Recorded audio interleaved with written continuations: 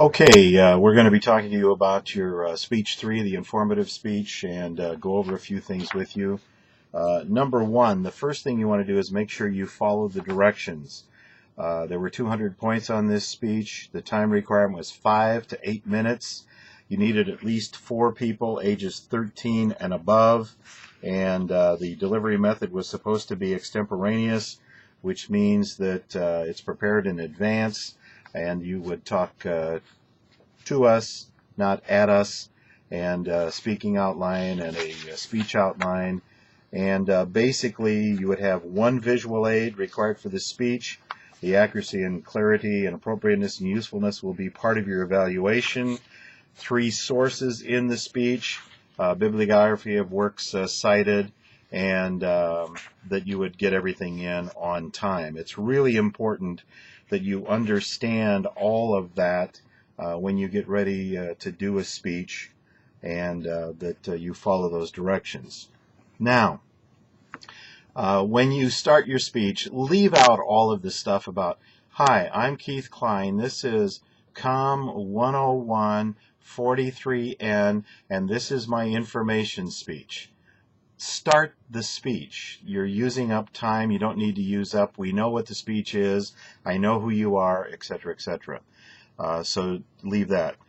Dress appropriately. More and more, the people are dressing as though you are going out to a bar crawl, and not, and I say people, no, a few of you, very few of you are doing that.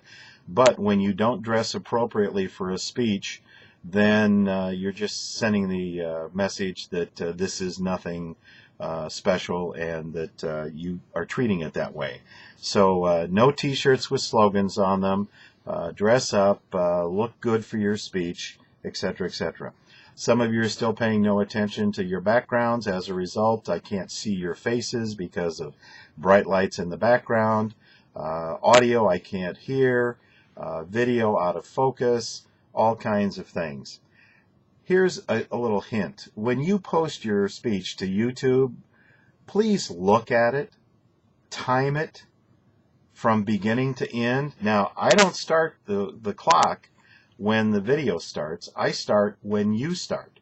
So if you take 50 seconds, as we had in one of the speeches, for your audience to come in and do their thing before you ever start speaking, and then your speech is only 5 minutes long, I deduct the 55 seconds from that, and now you're grossly short of the amount of time. So remember, the speech length is from the time you start doing your speech, not your introduction, until you finish your speech. Okay?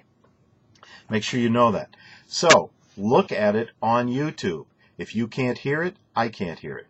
If it's out of focus, it'll be out of focus when I look at it. If it stops abruptly before it's supposed to, then it's going to stop abruptly when I look at it. So don't send me the address if all of those things are problems with the speech. Okay, let's get started. Radio will be the first person that I'll talk to. Radio, just about everything that could go wrong went wrong in this speech. The total running time of your speech was 1 minute and 23 seconds. Totally unacceptable. It was not an age-appropriate audience for this thing. It was out of focus. The audio was distorted. The speech stops abruptly, and it was not long enough. And basically, there were too many other problems for me to be able to give any kind of evaluation other than it was not up to standard or acceptable.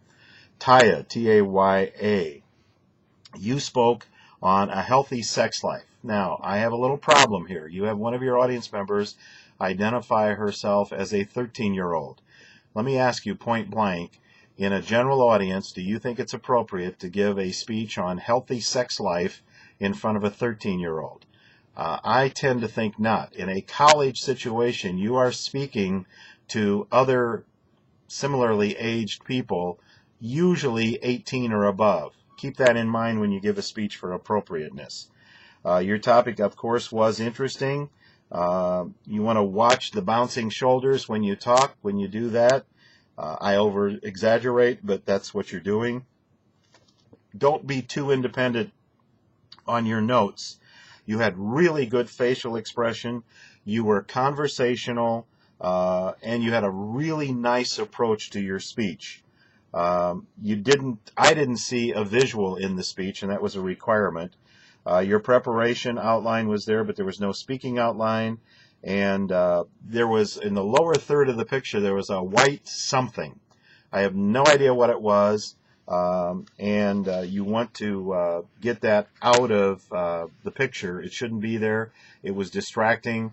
In fact, at first I thought it might be you were standing behind a mattress, and I had no idea in the world what you were going to use for a visual.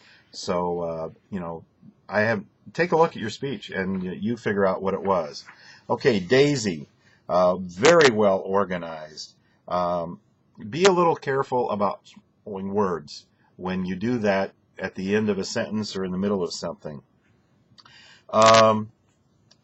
You have a dollar bill that you held up to illustrate a point, and you talked about on the back of the dollar bill, but you were showing the front. Now, I understand how that could happen or why that could happen, but when you make a point of saying on the back of a dollar bill and you're showing me the front, now you could start with the front and say on the back and then flip it of this dollar bill and then show me that way. Work to smooth out the flow of your speech as you go from one thought to another. It's okay, but your voice comes off as timid and a little pitched to the high point on that. You ended with a question on your last sentence. You don't say, and I'm going to the store. Don't end in a question. Make it a declarative sentence and end in the proper way. We're going to stop here, and we'll go to speech 2 or critique 2 in just a second.